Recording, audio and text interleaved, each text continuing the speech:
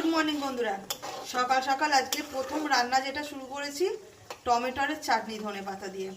সকালবেলা উঠতেও দেরি হয়ে যাচ্ছে আর রান্না করতেও খুব দেরি হয়ে যাচ্ছে। তো প্রথমেই বসিয়ে দিয়েছি টমেটোর চাটনি, এদিকে বসিয়ে দিয়েছি মুগের ডাল সেদ্ধ করতে। এদিকে সবজি কেটে রেখে দিয়েছি, অর্ধেকটা কাটা হয়নি। তো রান্না বান্নার জোগাড়জাটি তো চলছে, রান্নাও বসিয়ে দিয়েছি। চলো কি জোগাড় করেছি দেখাই।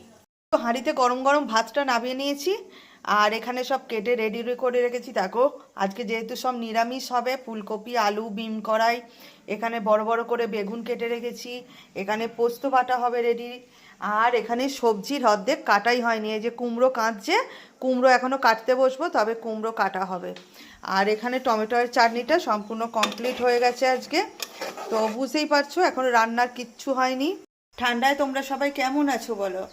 বিশেষ করে ঠান্ডাতে সব কাজে দেরি হয়ে যাচ্ছে, ঠান্ডা লেগে যাচ্ছে।